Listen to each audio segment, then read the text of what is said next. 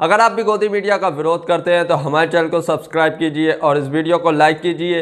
इस वीडियो के बारे में अपनी राय कमेंट बॉक्स में जरूर दें। इसे आप सरकार की नेक नियति कहेंगे। प्रधानमंत्री ने आज क्षमा भी मांगी, लेकिन यह समझने में कि हम किसानों को समझा नहीं पा रहे हैं, सरकार को 10 महीने कैसे लग गए? आंदोलन साल भर से चल रहा है, लेकिन 22 जनवरी के बाद तो कोई बातचीत ही नहीं हुई। तो 22 जनवरी के बाद तो किसी ने नहीं समझाया, तो नहीं समझा पाने की बात तो 22 जनवरी को ही समझ में आ जानी चाहिए थी सरकार को। संदीप जी, देखिए, आज की तारीख में आप चेक करिए अपने ब्यूरो से, करोड़ों किसान प्रधानमंत्री को बधाई दे रहे हैं, धन्यवाद दे रहे हैं। देखिए, लोकतंत्र में जब आप सत्ता में होते हैं, आपका प्रयास क्या होता है? हमारी पार्टी का प्रयास क्या था? प्रयास ये था कि पूरा का पूरा घर, पूरा सारे किसान हमारे उस घर में शामिल हों, जो हम करना चाहते हैं वो हमारे साथ हों। कुछ किसान थे जो हमारे साथ नहीं आए, जिसका प्रधानमंत्री ने जिक्र किया, उनका एक अपना नजरिया था, या कहीं हम उनसे संवाद ठीक तरह नहीं कर पाए। उनको भी पता है कि जो इंटेंट थी हमारी, इंटेंट वही है कि भाई आने वाले समय के अंदर हमारे जो 80% किसान जो हैं, उनकी जोत बहुत छोटी होती है, लैंड होल्डिंग छोटी होती है। हम आगे 20 साल को देख के चल रहे हैं कि कैसे उनकी अर्थव्यवस्था, उनके गांव की अर्थव्यवस्था, उनके परिवार की अर्थव्यवस्था, आने वाले उनकी जनरेशन की अर्थव्यवस्था को हम स्वतंत्र बना सके, मजबूत बना सके, जिससे वो खाली सरकार पे नहीं, वो अपने पैरों पर खड़े हो, आत्मसम्मान के साथ खड़े हो, गर्व के साथ खड़े हो, जैसे और लोग खड़े होते हैं। हमारा वो कोशिश है। और उसमें नहीं, आपने कहा ना, प्रधानमंत्री ने भी ये बात कही, नरेंद्र तनेजा, कि कुछ किसानों को नहीं समझा पाए। तो कुछ लोगों को अगर आप नहीं समझा पाते, क्या आप कानून वापस ले लेते हैं? अतीत में नजर डालनी पड़ेगी ना। कुछ लोग तो मैं आपको बताऊं, अनुच्छेद 370 का विरोध कर रहे थे, आपने उसको रिपील करा दिया ना। कुछ लोग तो सीएए कानून का विरोध कर रहे थे, आपने सीएए कानून आप लेकर आए ना। ऐसी एक लंबी फेहरिस्त है। कुछ लोगों के कहने पर आप कानून वापस ले लेते हैं या कानून नहीं बनाते हैं। नहीं संदीप जी, यहां किसानों की बात कर रहे हैं। हाँ। हमारे देश लोकतंत्र के अंदर, हमारे देश में बहुमत किसका है? सबसे ज्यादा कौन लोग हैं? कोई सीए हैं, कोई डॉक्टर है, कोई, सबसे ज्यादा तो किसान है। तो आप 370 से उसकी तुलना नहीं कर सकते हैं। हमारी सबसे बड़ी पॉलिटिकल पार्टी है। हमारे 36 करोड़ तो अपने कान है, हम खुद जमीन पे हमारे कान है, हमको पता है। आपने कहा जनवरी से लेके आप बातचीत नहीं कर रही, फैक्चुअली इनकरेक्ट है। हम तो कल तक भी बात कर रहे हैं। कहां? हम किसने तो बात कल तक की? भी बात कर रहे हैं। नहीं, आपका अगर उसका ये अर्थ है कि एक ऐसी जगह बातचीत हो, विज्ञान भवन में सारा टेलीविजन कैमरा हो, वही बात होती है, ऐसी बात नहीं है। भारत के अंदर किसान पूरे देश में है। और जो हमारे क्या कोशिश थी, संजीव जी जरा ध्यान से सुनिएगा, एक घर में 20 सदस्य होते हैं। आप जब अपने घर के मुखिया होते हैं, आपकी कोशिश होती है बीच में 2 लोग भी अगर असहमत हो जाएं, चाहे वो आपके दूर के ताऊ हो या दूर के चाचा हो, आपकी कोशिश साथ लेके चले, घर नहीं टूटना चाहिए।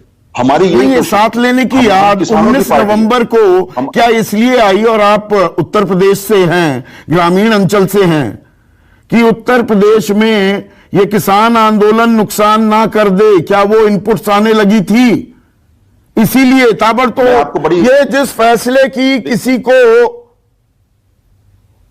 हल्की सी आहट भी नहीं सुनाई दी, यकायक आज गुरु नानक जयंती पर वो फैसला सुना दिया जाता है।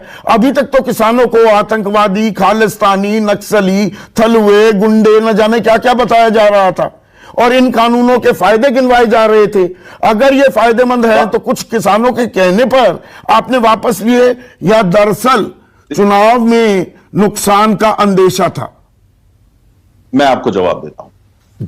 जो कानूनों की इंटेंट है संदीप जी, इंटेंट जो है उसको लेकर के कहीं कोई असहमति नहीं है। कौन नहीं चाहता? जो हम करना चाहते हैं किसान भी वही चाहते हैं। यही नतीजा है कि देश के ज्यादातर किसान इन कानून के साथ खड़े थे, इनके जो रिजल्ट हो गया उसके साथ थे। हम सबको साथ लेके चलना चाहते हैं, प्रयास ही है। अच्छा, दूसरे अगर जब संवाद में कहीं कोई कमी हुई या और कोई कारण हुए, कुछ लोगों ने आकर के उसके डिफरेंट इंटरप्रिटेशन दिए, ठीक है, बैठेंगे उनसे, कर तो किसानों के लिए रही है। अगर कुछ किसान भी कहते हैं कि आप 1 साल इंतजार करिए, संवाद करिए, यहां पे 750 किसानों की मौत हो गई, केंद्र सरकार में से किसी ने भी एक संवेदना का शब्द नहीं कहा। और हम कहते हैं, और प्रधानमंत्री कहते हैं कि छोटा किसान बने देश की शान। 750 लोगों की मौत हो जाए, कोई छोटा नंबर नहीं होता ना। नहीं, सुनिए, मुझे बात बढ़िए। प्रधानमंत्री खुद आकर के टेलीविजन पे अपोलॉजी शब्द का प्रयोग करे। आप मुझे एक देश का उदाहरण दीजिए बड़े लोकतंत्र का, जहां पे प्रधानमंत्री ने आकर के पब्लिक के सामने ये कहा हो। वो अपोलॉजी बहुत बड़ा शब्द होता है। नहीं, वो देश के लोगों से क्षमा मांगी कि मैं किसानों को नहीं समझा पाया। मैंने वो बयान कई बार सुना। नहीं, हाँ, तो देखिए संदीप जी, जब प्रधानमंत्री वो बात कहते हैं, दूसरी बात ये होती है कि किसान खाली एक किसी ऑर्गेनाइजेशन के नहीं है, टिकैत साहब के सारे देश के किसान नहीं है, पूरे सम्मान से कह रहा हूं। हाँ। ऐसा नहीं है कि वो किसानों ने उनको अलग से बना दिया, उन्होंने कोरिया का बार बार जिक्र किया, पूरे सम्मान से। उनके साथ भी लोग हैं, हम उनका सम्मान करते हैं, लेकिन किसान हमारे साथ भी हैं। और ज्यादा हम अगर उत्तर प्रदेश का आपने जिक्र किया, अगर किसान वोट नहीं देता हम सरकार बना सकते हैं, सवाल ही नहीं उठता। तो उसी का डर लग रहा था क्या? केसी त्यागी साहब, आप भी पश्चिमी उत्तर प्रदेश से ताल्लुक रखते हैं, आपकी पार्टी बिहार में सत्ता पर काबिज है, वो अलग बात है। ये सरकार की नेक नियति है या ये खालिस राजनीति हुई है आज कानून वापसी को लेकर? संदीप जी, ये 11 महीने का जो त्याग और तपस्या किसान संगठनों की है, किसान नेताओं की है, ये उनकी जीत है।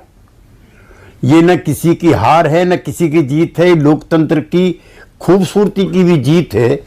जब देश का शक्तिशाली निर्वाचित प्रधानमंत्री सार्वजनिक तौर पर खेद व्यक्त करता हो और राकेश टिकैत जी की इस घोषणा को भी वो अपने उद्बोधन में शामिल करता हो, जब राकेश जी ने कहा था कि 3 कानून वापस नहीं तो घर वापसी नहीं।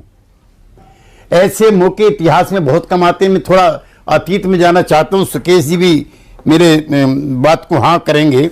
डॉक्टर लोहिया जब पार्लियामेंट में पहली बार आए तो उन्होंने, पंडित नेहरू प्रधानमंत्री थे और जवाहरलाल जी के भी और लोहिया जी के एक बहुत करीबी थे डॉक्टर अशोक मेहता, वो प्लानिंग कमीशन के वाइस चेयरमैन थे।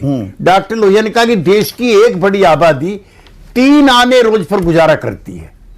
वो अपने संसदीय कक्ष में बैठे हुए थे लोहिया जी, उन्होंने अशोक मेहता को बुलाया कि देखो मेरे साथ जेल में रहा है, मेरे साथ फॉरेन सेल का इंचार्ज रहा है, लोहिया जो कह रहा है उसकी बात का पता लगा। उससे पहले पंडित नेहरू कह चुके थे नहीं 15 आना रोज पर गुजारा करती है। बाद में पता लगा कि 7 आने रोज पर देश की बड़ी आबादी गुजारा करती है। पंडित नेहरू ने संसद में माफी मांगी है। उसके बाद मुझे कोई और प्रसंग याद नहीं पड़ता, मैं बहस में कटु नहीं होता हूं। ऐसे भी लम्हे आए हैं कि अमृतसर का स्वर्ण मंदिर भी गिरा है, हमला हुआ है, तो भी माफी नहीं मांगी गई है। मैं गौरव जी, मैं कोई आपकी तरफ इशारा करके कोई आपको उत्तरहीन नहीं करना चाहता, तब भी ये मांग उठी थी। तो अगर प्रधानमंत्री ने खेद व्यक्त किया है तो उसका हम खेद देश से व्यक्त किया। मैं एक चीज ये समझना चाह रहा हूं, देखिए केसी त्यागी साहब, ये कानून सरकार ये कहकर लाई थी कि इससे किसानों का भला होगा। फरवरी 2022 तक सरकार का लक्ष्य है कि किसानों की आय दोगुनी होगी। ये बात और है कि सरकार का ही आंकड़ा बताता है, और वो 2 महीने पहले आया, 1.5 महीने पहले, कि प्रति किसान आय प्रतिदिन 27 रुपए मात्र है।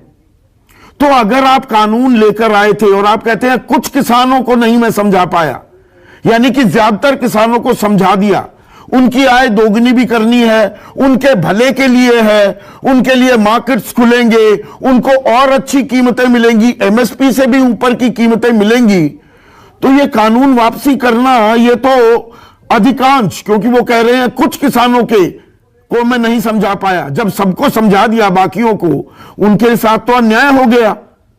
उनकी अगर आय बढ़नी थी, उनका भविष्य और उज्जवल होना था, तो कानून क्यों वापस लिए जाए कुछ लोगों के कहने पर?